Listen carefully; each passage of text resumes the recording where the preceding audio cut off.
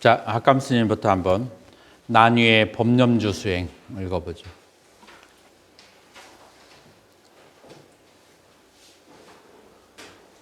난위의 법념주 수행.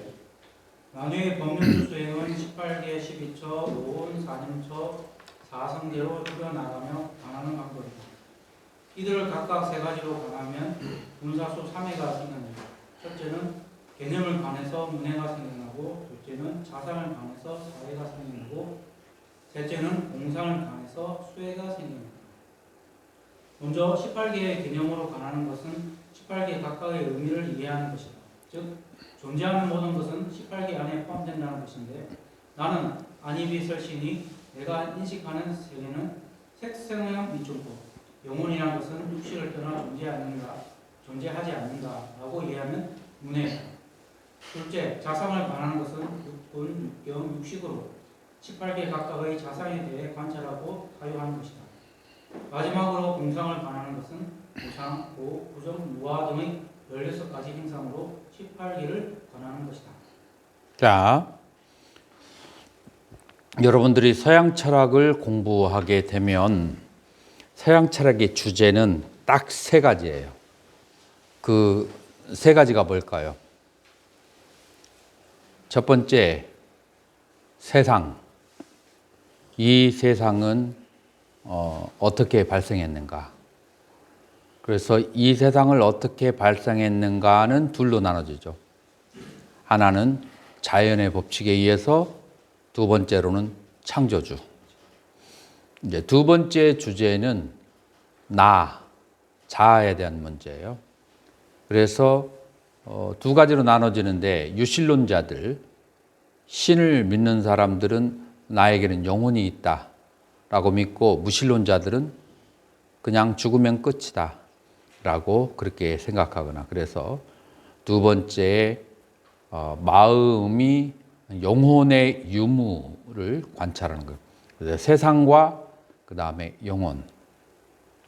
그리고 이제 세 번째로는 무엇이냐 하면은, 세 번째, 이 영혼과 자아가, 영혼과 그 다음에 이 세계가 우연히 발생했는가, 누군가의 의도에 의해서 기획되고 제작된 것인가. 그래서 세 번째로는 이제 신이 있는가, 혹은 이제 신이 없는가라고 하는 이제 그런 문제죠. 자, 우리 불교에서도 거의 비슷해요. 18개라고 하는 것은 크게 세 가지로 나눠지는데, 첫 번째라고 색성양 미촉법이에요. 그래서 색성양 미촉법은 서양 철학에서 말하는 세계에 해당하죠. 그 세계라고 하는 것은 무엇인가? 그것은 안입이 설신의로 경험되어지는 색성양 미촉법이 세계이다라고 관찰하는 거예요. 그래서 이제 초기 경전에 세상, 로카이띠, 세상이라고 말하지만, 그 세상이라고 말하는 것은 전부 육군에 의해서 경험되어지는 대상, 색성양 미촉법, 그것이 세상이다. 그것이 바로 불교의 관점이에요. 그래서 세계에 대한 정의는 내가 6가지 감각기관으로 경험되어지는 색성양 미촉법이다 라고 그렇게 얘기를 하는 거죠. 그래서 우리는 그 세계를 정확하게 인식을 하려면 12처를 알아야 돼요. 그 다음에 이제 두 번째의 주제는 영혼이에요.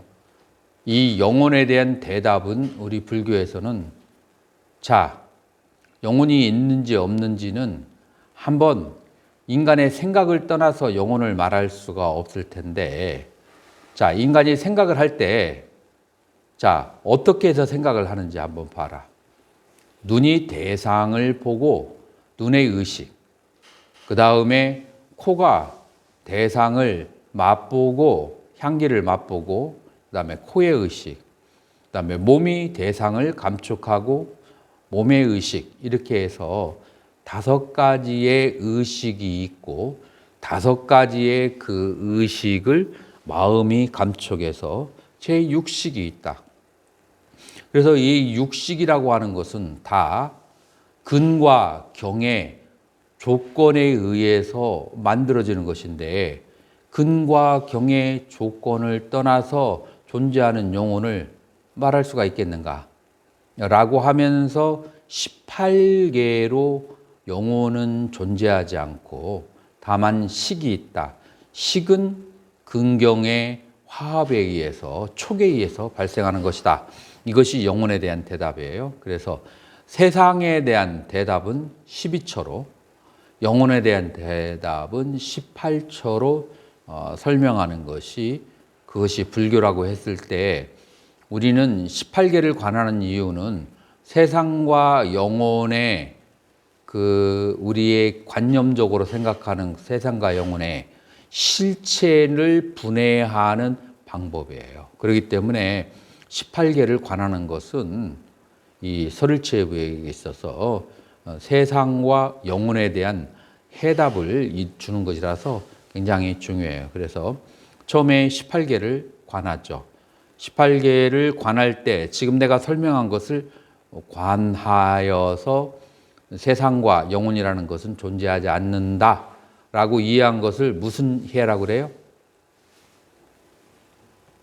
세 가지 지혜 가운데서 무슨 해라고 그래요?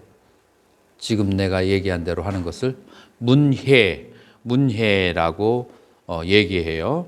자, 그리고 이제 육경,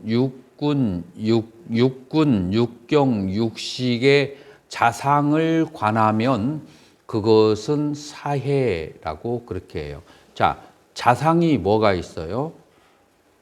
육근의 자상은 오근의 자상하고 의근의 자상이 각각 다르죠. 그 다음에 오경의 자상하고 그 다음에 법경의 자상이 각각 다른 거예요. 그리고 식은 어떻게 돼요? 식의라고 하는 것은 결국은 어디에 들어오느냐 하면은 법이나 의근에 들어가게 돼요. 자, 이렇게 해서 오근, 오경, 그리고 의근과 법과 식, 이렇게 세 덩어리로 나눠서, 자, 그러니까 어떻게 되느냐 하면 근과 경과 마음과 이렇게 세 덩어리로 나누어서, 그렇게 해서 세 덩어리가 가지고 있는 특징, 근과 경은 어떤 특징을 가지고 있어요? 물질이잖아요. 물질이라고 하는 것은, 물질의 자상은 뭐죠? 물질이 가지고 있는 건, 물질은 신, 부정. 몸이라고 하는 것은 아수바, 그것은 아름답거나 깨끗하지가 않은 것으로 관찰하는 것은 자상을 관하는 거예요. 지금 여기에서 물질을 관할 때 이 이파사나 행자는 자기 오온을 관찰하기 때문에 여기에서 물질은 자기 몸이에요. 그래서 이 몸의 5가지 감각기관과 그 다음에 몸에서 경험되어지는 5가지의 경계, 물질적인 경계는 아름다운 것은 존재하지 않고 부정한 것들만 있다고 보는 것이 자상이에요. 자, 그러면 여기에서 식의 자상은 뭐예요? 여기에서 식의 자상은 심무상. 그래서 심은 무상이라고 그렇게 관하는 거예요. 그래서 신부정, 심무상, 그 다음에 육경 가운데 마지막 법이 있잖아요. 그 법은 뭘로 봐야 되죠?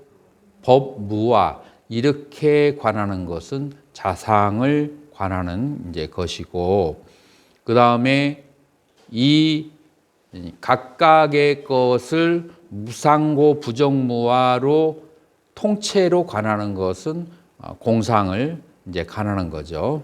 이 16가지를. 자, 그렇게 해서 18개의 뭐가 있어요? 18개의 문사수 3회를 닦는 것이다. 이제 그렇게 말할 수가 있어요. 설명을 들어보니까 뭐 그렇게 어렵지가 않죠. 근데 글로 볼 때도 어렵던가요? 글로 볼 때는 어때요?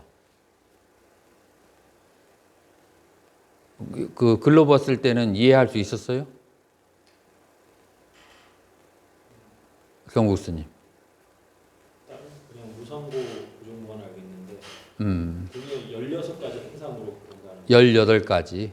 18개를 16가지 행상으로. 지금 여기에서 네 가지를 통째로 그렇게 보는 것을 말하는 거죠. 그러니까 각각에 대해서 네 가지씩으로 보는 거예요. 신수신법을 무상고 부정무화로 봤을 때 신에 대해서 네 가지, 수 네 가지, 심 네 가지, 법 네 가지 해서 16가지 행상을 말하는 거예요.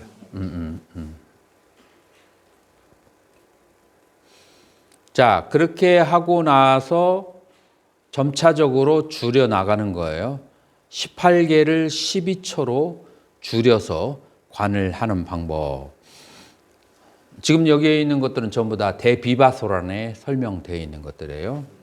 그래서 18 대비바사론 7권에 이제 나와 있는 건데 18개를 12초로 요약하는 것인데 12초를 관하는 데 있어서 오군과 오경은 자, 색으로 그렇게 볼 수가 있고 그 다음에 이제 마지막에 남은 의근과 그 다음에 의식과 법 이제 이것을 어떻게 볼 것인가. 네. 이제 의식의 여섯 번째 제6의식과 그 다음에 의근 이 두 가지는 이제 의처로 그렇게 하고 그 대상엔 법계는 법처로 그렇게 나누게 되죠. 자, 그렇게 하면은 18가지가 12가 된다. 도표를 한번 그려줘 볼까요? 아니면 다 이해하겠어요? 자,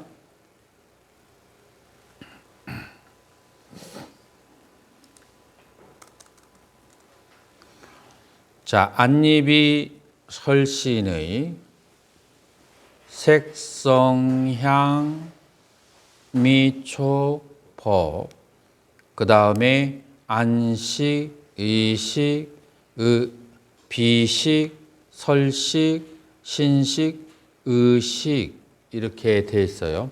요것이 3618에서 18 다뚜해서 계라고 그렇게 얘기하는 거예요. 18계가 어떻게 이제 12초로 요약이 되는가 하면은 요거 5가지, 요거 5가지, 10개예요.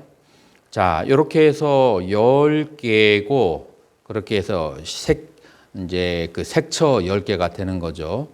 여기에서 6가지 식과 그 다음에 의근을 하나로 보는 거예요. 자, 그래서 이것을 이제 7심 혹은 7식으로 그렇게 얘기하기도 하는데, 자, 요거를 뭐라고 하냐면은, 심으로 그렇게 보는 거예요. 자, 그리고 이 법은 법으로 봐는 거예요. 자, 여기서 다른 것은 뭐냐면은 6가지 식을 어디에다가 넣느냐? 의근에다가 집어 넣어 가지고 이거를 이 7개를 의근의 하나로 만들어 버렸어. 자, 그러니까 이게 전부 다 몇 개가 되는 거예요? 12개가 되는 거죠. 지금 이걸 말하는 거예요. 이해가 됐나요?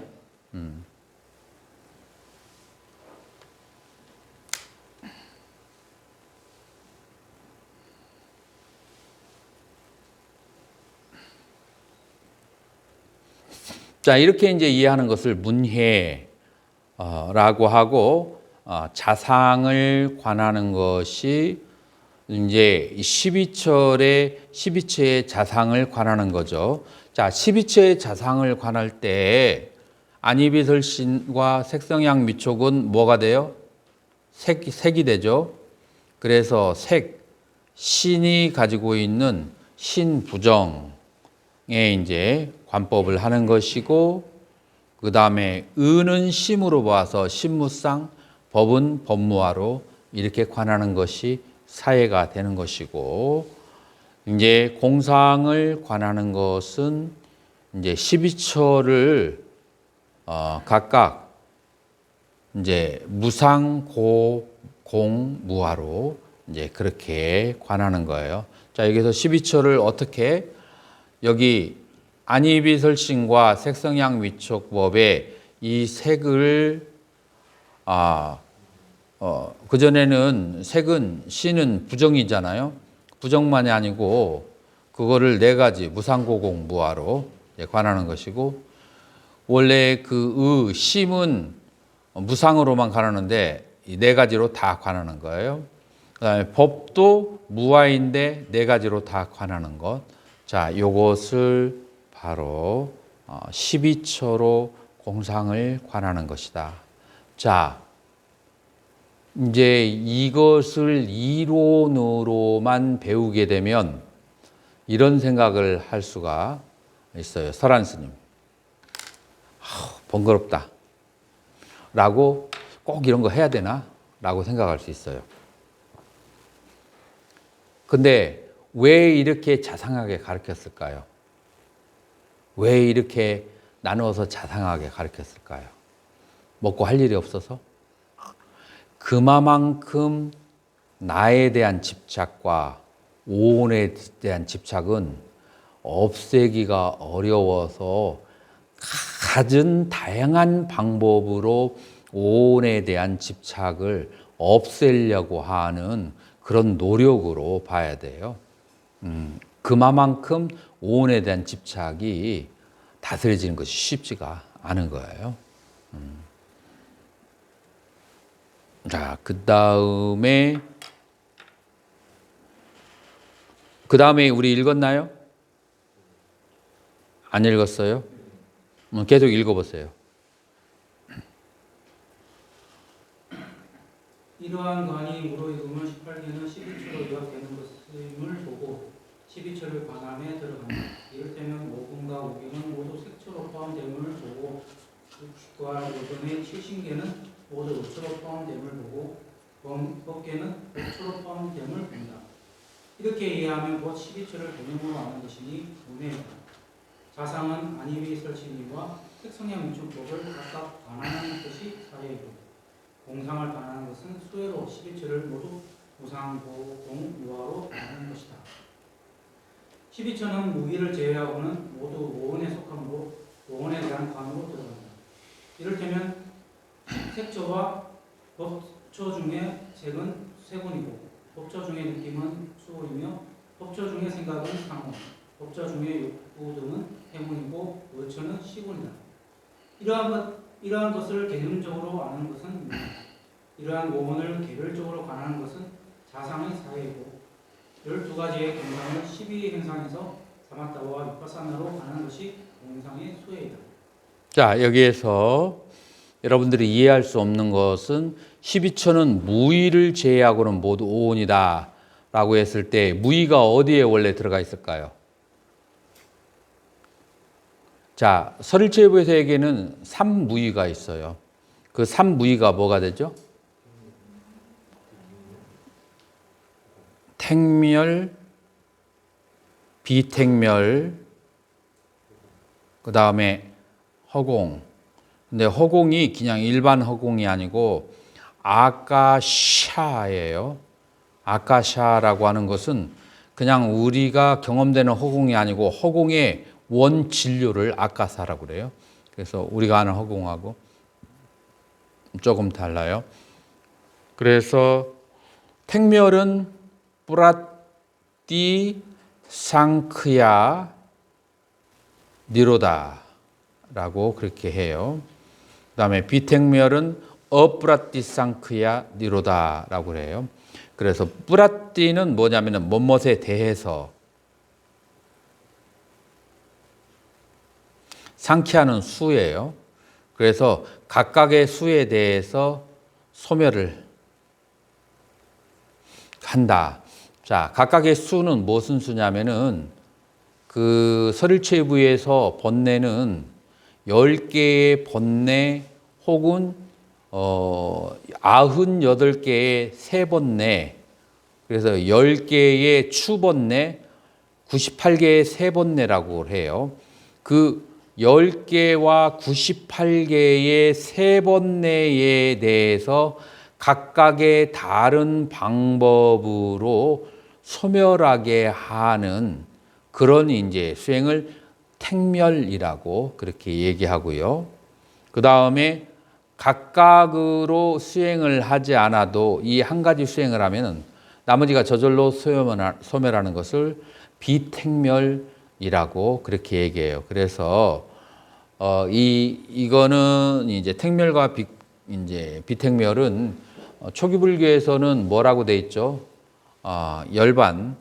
이 열반에 대해서 두 가지로 그렇게 나누어서 얘기한 거예요. 그래서 택멸은 부분적인 열반을 말하는 것이고, 그 다음에 비택멸은 전체적인 열반을 말하는 것이고, 열반을 조금 더 상세하게 이렇게 설명을 했다라고 하는 거예요.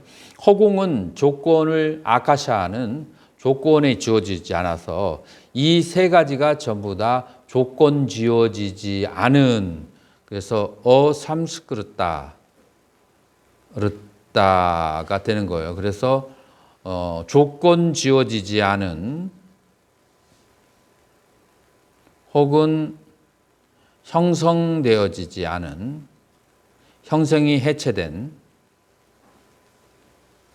이제 이게 이제 직역이고 한문으로는 무의라고 그렇게 번역을 그렇게 했어요. 그래서 무의가 삼무의가 자 있어요. 서ril체부에서. 그래서 이 삼무의가 어디에 속하냐면은 법념처에 속하게 돼요. 그래서 법에 삼무의도 들어가거든요. 그래서 이것을 빼고 나서는 12처의 나머지는 전부 다 오온에 속한다.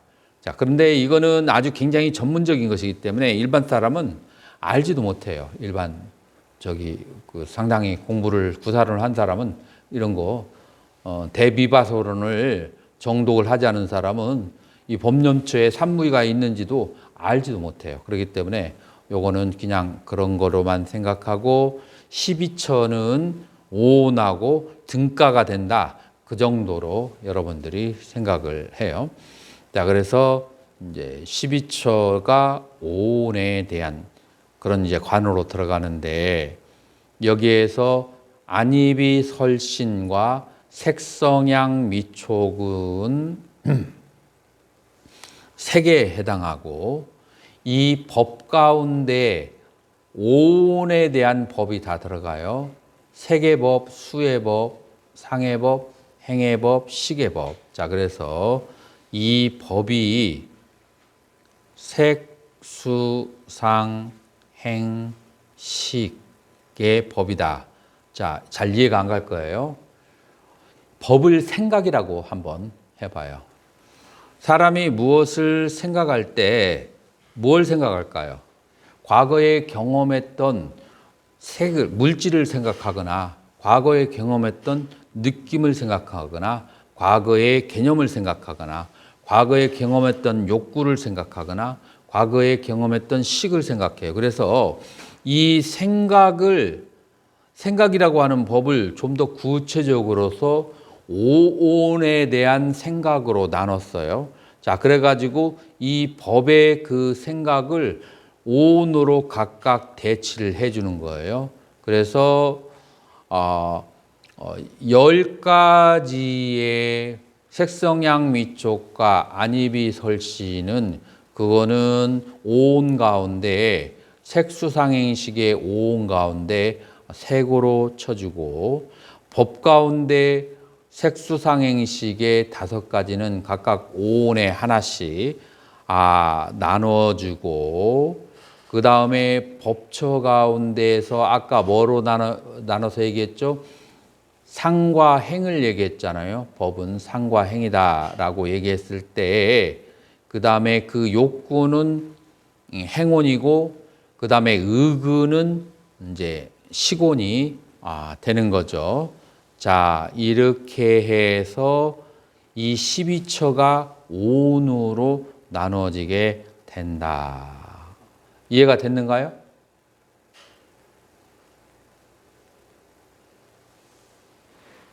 어려워요?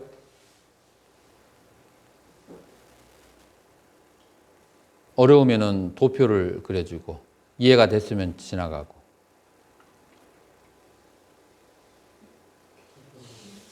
뭐 아무 대답 없는 거 보니까 거의 다 이해했다. 뭐 그런 것으로 보고.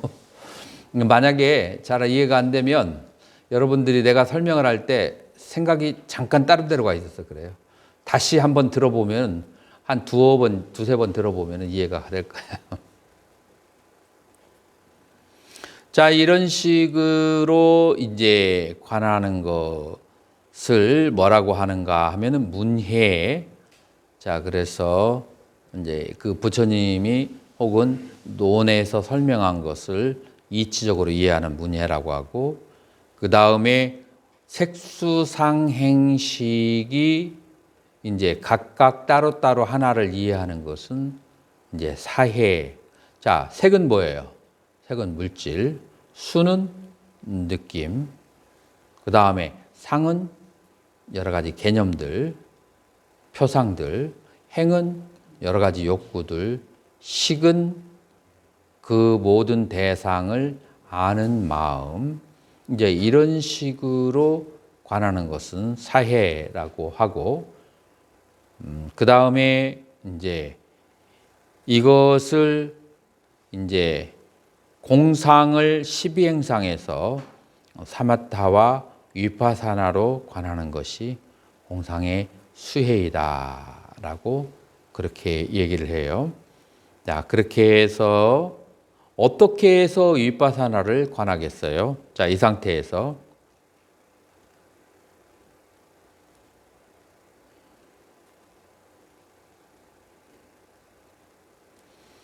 아까 그 공상을 여기서 12행상 하면은 무엇이 12행상이에요?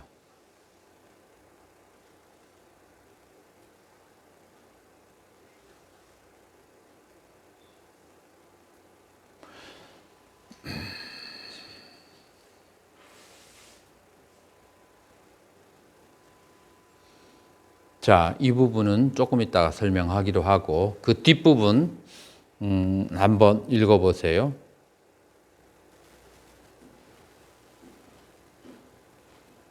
다시 오는 모두 사념처임을 본다. 세고는 신념주, 수호는 수념주로, 시고는 신념주로, 상호는 행호가 문의는 법념주임을 아는 것이다. 이렇게 개념적으로 이해하면 문에 이들의 자상을 각각 관찰하는 것은 자상의 사해이고 16행상과 16공상으로 관하는 것을 공상의 수해라고 한다. 그리고 이 사념주는 호응과 이택묘를 제외하고는 다시 사성제로 포함됨을 아는 것은 재능적으로 이해한 문해라고, 누류의 결과는 고성제, 원인은 직제, 행묘는 육제, 대치법들은 도성제라고 관하는 것은 자상의 사해, 고진멸도 각각의 사상을 16회상으로 관하는 것은 공상의 수혜를 관하는 것이다. 고성제를 관할 때도 6개의 고성제, 3개의 무색계의 고성제를 따로 관하다가 이 모두를 합하여 관한다. 이와 같이 집성제, 밀성제, 도성제를 각각 6개, 3개, 무색계를 따로 관함으로 관함과 합하여 관함을 번갈아 한다. 자, 이제 이 신수심법 사념처를 다시 사성제하고 마지막에 일치를 시키는 거죠.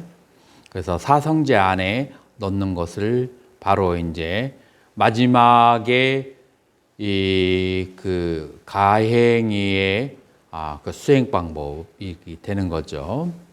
자, 그래서 유루의 결과는 고성제다라고 유루라고 하는 것은 뭐냐면 유루라고 하는 것은 사아시라바라고 해서 탐진치와 함께한 행위들이에요. 그 탐진치와 함께한 행위들에 의해서 우리는 결과를 얻었어요. 그 결과가 뭐냐면은 여러분들의 몸, 그 다음에 여러분들의 지능, 여러분들의 학식, 그 다음에 내가 살고 있는 장소, 그 모든 그 우리가 경험하는 것들이 뭐냐면은 유루의 결과인데 그 내가 경험하는 이 세계가 바로 괴로움이라고 하는 것을 아는 것. 뭐 그래서 굉장히 어려운 말로 유루의 결과는 고성되지만 그냥 이 세상이라고 하는 것은 다 괴로움이다라고 하는 것을 아는 것을 말하는 거고, 그 다음에 유루가 그 탐진치와 함께한 그 행위가 바로 고의 원인인 것을 아는 것이고, 그리고 이제 그 탐진치와 10가지 아누사야 잠재된 번뇌와 98가지의 세상의 그 번뇌를 각각의 방법을 통해서 그렇게 수행하여서 소멸하는 것을 이 택멸을 멸제라고 얘기하고, 그 다음에 그것을 대치하는 법은 도제라고 한다. 그래서 대치법은 도고 대치법을 통해서 번뇌가 소멸된 것은 택멸이라고 한다 라고 하는 거예요.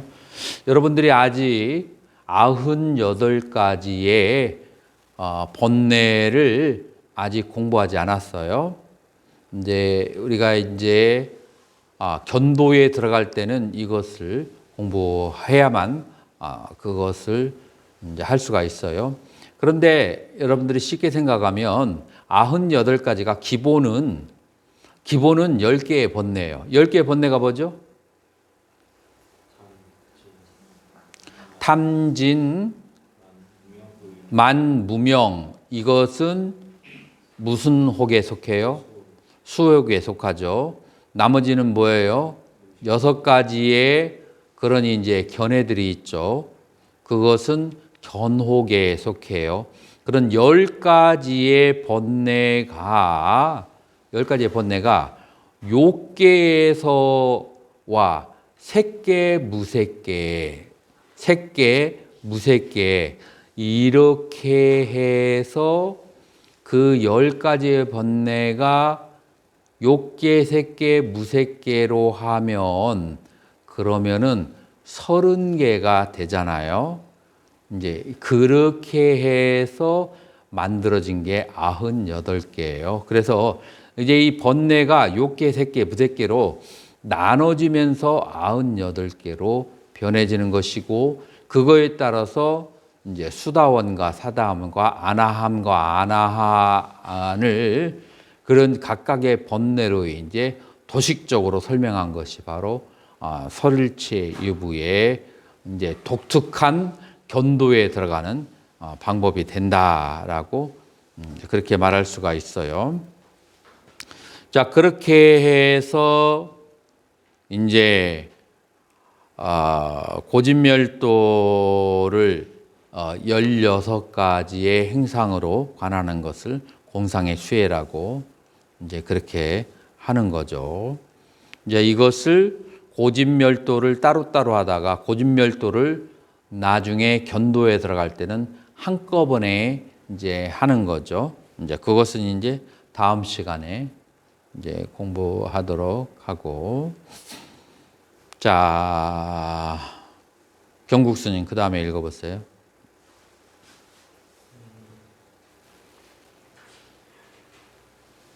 이처럼 18개에서 4년주까지를 문해를 통해 개념적으로 이해하고 사유를 통해 충분히 익힌 다음 사마타와 위파사나를 통해 법을 직접 보는 수혜를 일으키는 것이 바로 난이에 들어가는 것이다. 사해를 성취하면 순해탈분의 성분을 성취한 것이다. 이는 해탈의 종자를 심었기에 언젠가 반드시 열반을 성취하는 것을 말하고 순결택군은 난, 정, 인, 세제일이이다. 순해탈분의 성분은 신구의 삼업으로 이루어지지만 특히 의협에 의지한다. 또한 욕계에 사람 사는 곳에서만 이 성분을 심을 수 있는데 부처님의 법이 있는 곳이어만 하기 때문이다. 보시와 지계를 통해서도 성분을 심을 수 있는데 열반을 구하고 생사윤회를 싫어하는 마음으로 보시, 지계 등을 행하면 순해탈분의 성분이 심어지지만 열반을 구하지 않거나 생사윤회를 좋아하는 마음이면 제 아무리 많은 보시와 지계를 행하더라도 순해탈분의 성분이 심어지지 않고 다만 유의의 공덕이 된다. 자, 지금 이것이 무슨 말이냐면은 자, 순해탈분의 보시지계가 들어가는가라고 하는 거예요. 들어갈 수 있다. 어떤 마음이 보시와 지계를 할 때 윤회에서 내가 다음 세상에서 더 많은 복락을 누리기 위한 마음으로 보시와 지계를 할 수 있고, 왜냐하면은 보시와 지계를 통해서 바로 천상에서 좋은 복락을 누릴 수 있거든요. 이제 그건 당연한 건데 그런 마음으로 하게 되면은 이건 순해탈분의 원인이 되지 않고 유루복이 되는 거예요. 그런데 이런 보시지계를 하면서 이 공덕으로 인해서 이 해탈을 하기를 더 빨리 하게 하소서라는 마음으로 보시와 주계를 하게 되면은 이 자량은 보시지계의 원인이 보시지계가 순해탈분의 원인이 된다라고 하는 그 두 가지 차이점을 얘기하는 거예요.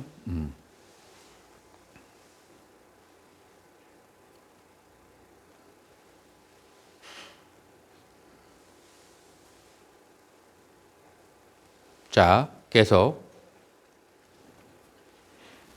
예리한 근기를 가진 수행자는 최소 3생을 닦아야 해탈을 성취할 수 있는데 첫 생은 순해탈분의 종자를 문해, 사해, 보시, 지계 등을 통해 심고 그 다음 생은 수해를 통해 성숙하게 하여 순결택분을 성취하고 마침내 셋째 생에 이르러야 해탈을 성취할 수 있게 된다. 자, 요거를 티베트 불교에서는 그대로 믿고 있어요. 그래서 밀교나 대승불교에서도 기본적으로 어떻게 생각하느냐, 아라한은 그 빠른 근기를, 예리한 근기를 가진 사람은 3생을 수행을 해야 되고, 그 다음에 보통 근기를 가진 사람은 얼마 동안 수행해야 될까요? 1아승직업. 그래서 부처가 되는 데는 몇 아승직업이 필요하죠? 3아승직업이 필요하죠. 자, 그래서 아라한이 되는데도 보통 근기는 1아승직업, 예리한 근기는 3생이 필요하다. 그래서 이제 티베트에서는 아라한이 되는데 빨라도 3생이다라고 그렇게 얘기를 하고 있어요. 그래서 아라한이 되는데 1아승직업의 수행을 해야 돼요. 보통 근기는. 그러니까 아라한이 되는 것이 보통 쉬운 일이 아니에요. 그래서 나는 어떻게 얘기하냐면 아라한이 되는 것은 마치 자기가 편안하게 앉아서 땅콩을 씹으면서 자기의 살 가죽을 다 뜯어내는 것과 같다. 그 정도의 각오로 수행을 해야 아라한이 될 수가 있는 거예요. 그러니까 예를 들어서 이거 탐심이라고 하잖아요. 탐심이라고 하는 것을 우리는 우리의 손가락이나 우리의 발가락보다도 더 우습게 생각하는 수가 있어요. 근데 사실은 그렇지 않아요. 정신적인 탐심이 손가락, 팔가락에 대한 애착보다도 더 강할 수 있어요. 만약 예를 들어서 어떤 사람이 비가 많이 오는데 광풍이 부는데 손가락이나 발가락이 부러졌어. 그것 때문에 자살하는 사람 없어요. 그런데 지금 내 건너편에 내가 나무 100그루를 샀어. 지금까지 모은 돈 다 들여가지고 나무 50그루를 거기다가 심어놨는데, 심어놨는데 어쩌녁에 불어온 광풍에 의해서 50그루가 다 뽑아져 나갔어. 그러면 그것 때문에 자살하는 사람이 있어요. 손가락은 잘라져 자살 않지만 가만히 생각하면 이거 내 몸도 아니야. 내 몸도 아니고 저쪽 남해 산에 있는 그냥 나에게 아무런 고통도 주지 않는 그 나무가 부러졌는데 그 집착 때문에 그것 때문에 절망을 하고 자살까지도 할 수 있는 것이 인간이에요. 그래서 우리는 몸에 대한 집착보다도 자기가 가지고 있는 견해, 자기가 가지고 있는 견해에 대한 집착이 굉장히 강한 거예요. 그래서 안한존자가 가섭존자를 이제 마지막 그 랑레뷰를 할 때 499명의 아라한들을 치료꿀로 다 초청해서 들여내놓고 안한존자를 이제 일부러 사람들을 보는 데서 무시를 하면서 너는 아직 성자가 아니기 때문에 너는 여기 같이 들어올 수가 없어 라고 얘기를 하니까 본인이 가장 부처님의 가르침을 잘 알고 있는데 그 결집을 하는데 자기를 못 들어오게 하니까 그러니까 굉장히 기분이 상한 거죠. 그래서 안한존자가 가서 베껴버렸어요. 내가 어떻게 하면 그러면 들어갈 수가 있겠냐라고 하니까 여기에서 이제 선종의 1700공안 중에 하나가 이제 나오는데 뭐냐면은 찰간의 빗장을 끊어버려라.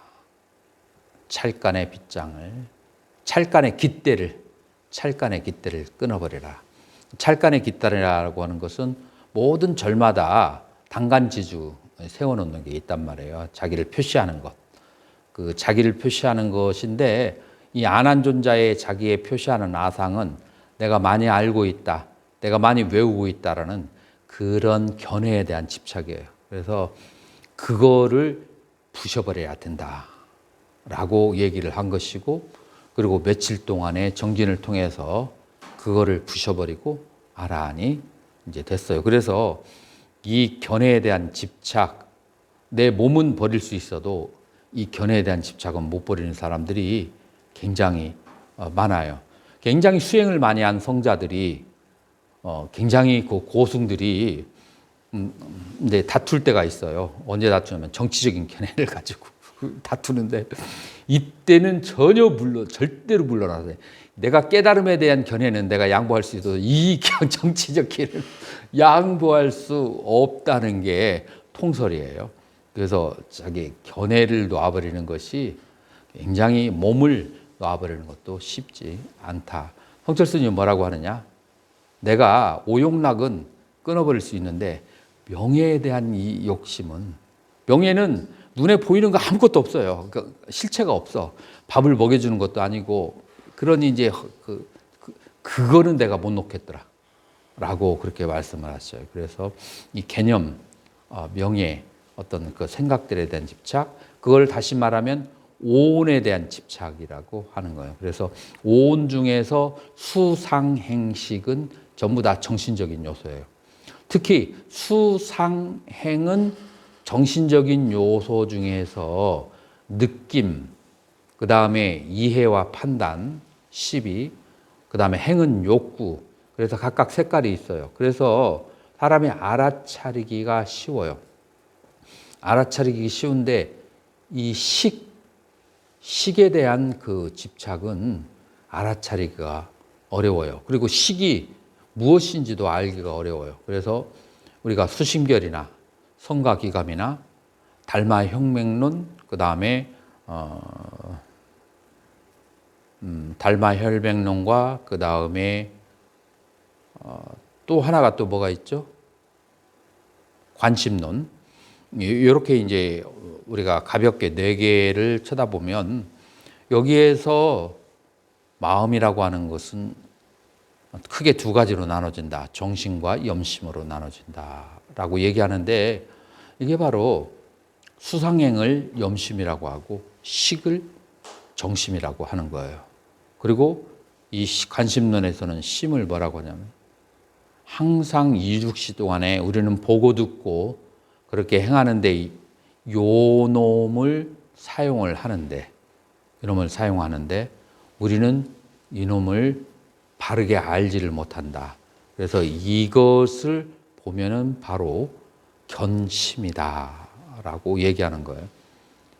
그래서 우리는 이제 거울을 쳐다볼 때 거울에 비친 모양을 보지 거울에 비친 모양을 제거한 그 거울의 맨바탕을 거기서 보기는 쉬워요, 어려워요?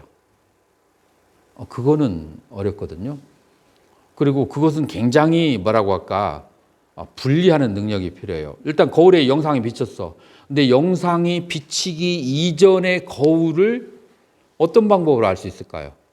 알아내기 어려워요. 그래서 우리 마음이라고 하는 것은 항상 영상과 수와 상과 행과 함께 해요. 그런데 이 마음이 이것과 같이 하면서 이 마음의 자체를 분리해서 안다는 것은 쉽지 않아요.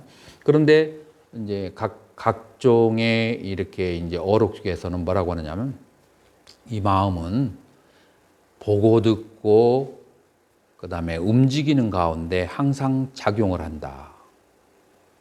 그럴 때 볼 때는 볼 줄 알고 들을 때는 들을 줄 알고 그다음에 움직일 때는 움직이는 것을 아는 마음이란 말이에요. 그래서 그 미세한 그 아는 마음을 이제 관찰하는 것으로 돌아가는 것, 이게 이제 관심일법이에요. 그래서 이 심은 드러나지 않고 숨겨져요. 있어서 방향을 조금만 잘못 찾으면 엉뚱한 데로 가요.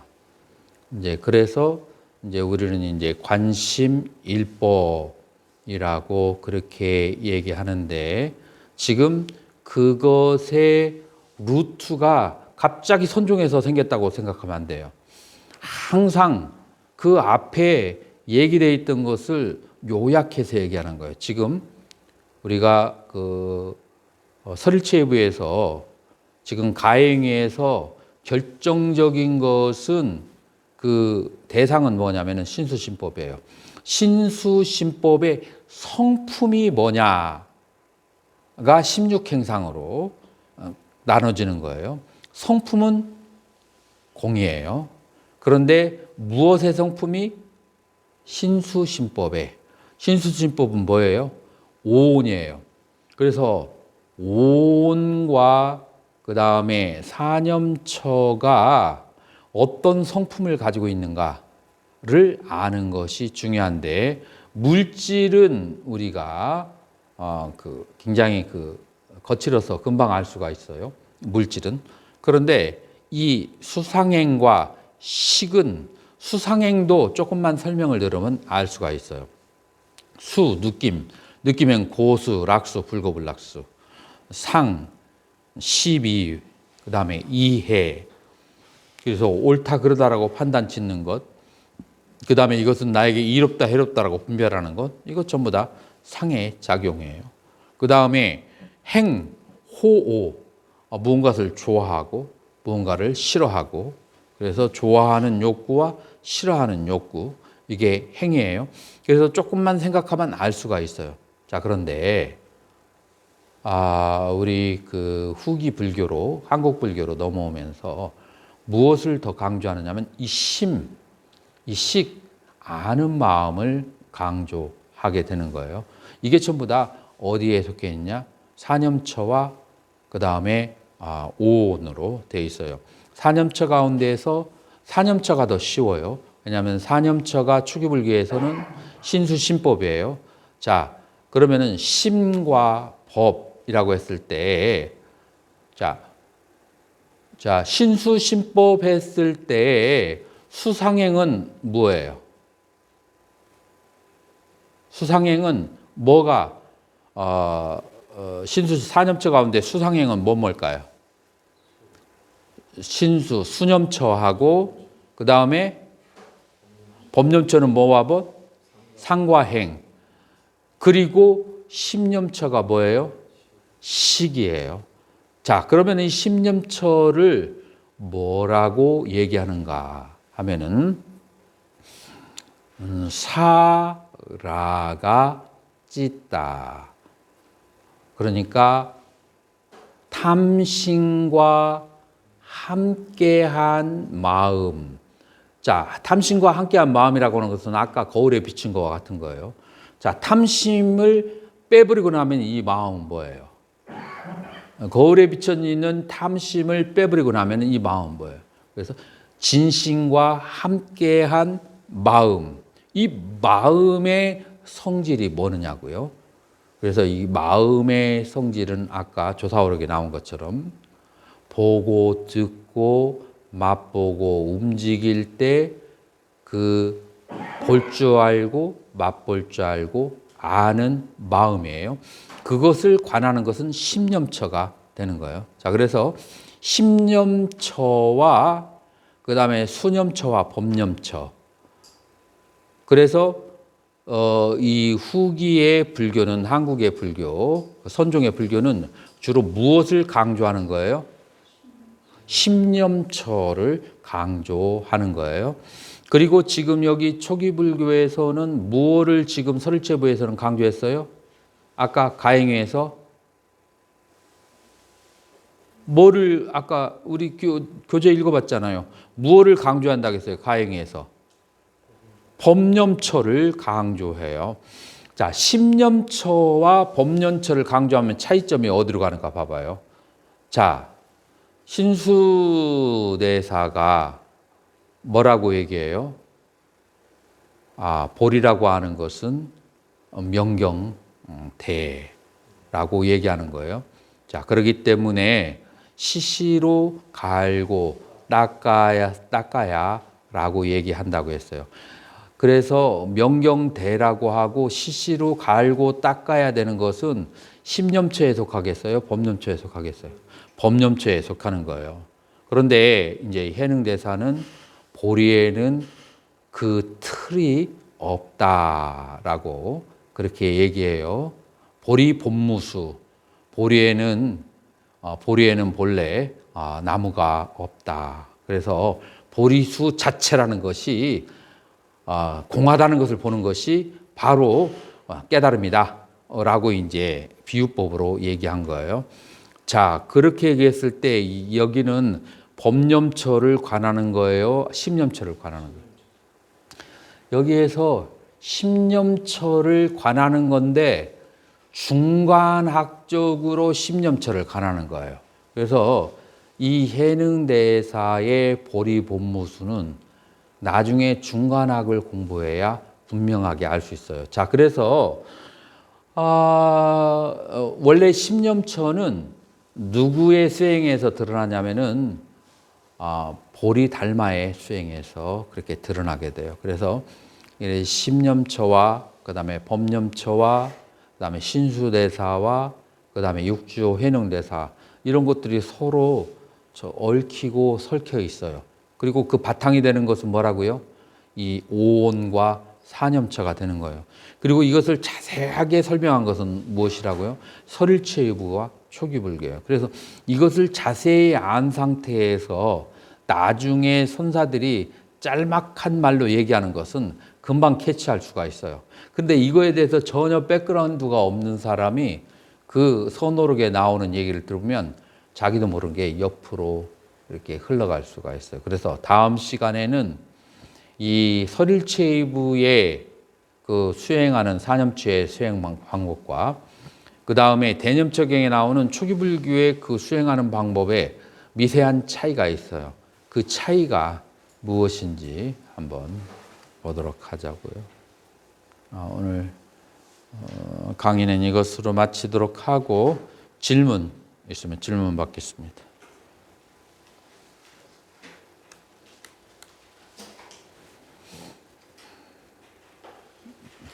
네. 수행한 사람들도 견해 자기 그 주장 있지 않습니까? 정치적 견해 잠깐 말씀드립니다. 제가 실제로 굉장히 그 토굴에서 몇십 년 수행하셔서 아주 선례를 깊이 닦으신 스님 계신데 그분들 이렇게 옛날 뭐 70년대 정치 상황 이런 걸 얘기를 하면은 굉장히 분노를 하시면서 그 정치적 견해를 강하게 말씀을 하시더라고요. 근데 그렇게 되는 거는 그런 견해를 주장하는 어떤 그 아상에 대한 그 관이 없으셔서 그런 걸까요? 그러니까 이제 초기 불교나 중론에서는 그런 견해가 사취 가운데 하나잖아요. 견취.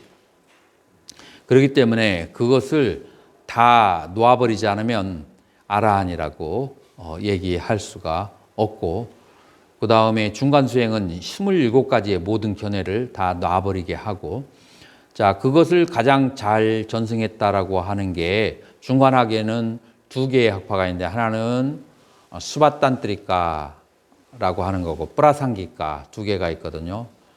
이제 그렇게 이제 두 개의 학파가 있는데, 하나는 불교 안에 뭐가 옳다라고 하는 견해가 있다라고 하는 것이 자립논중파고, 그 다음에 어떤 견해라도 옳다라고 집착하는 순간 그것은 취착이 돼버리고 견취가 돼버린다라고 하는 것이 빠라상기가 귀류논중파예요. 그래서 귀류논중파에서는 무엇이 옳다라고 어떤 견해도 내세우잖아요.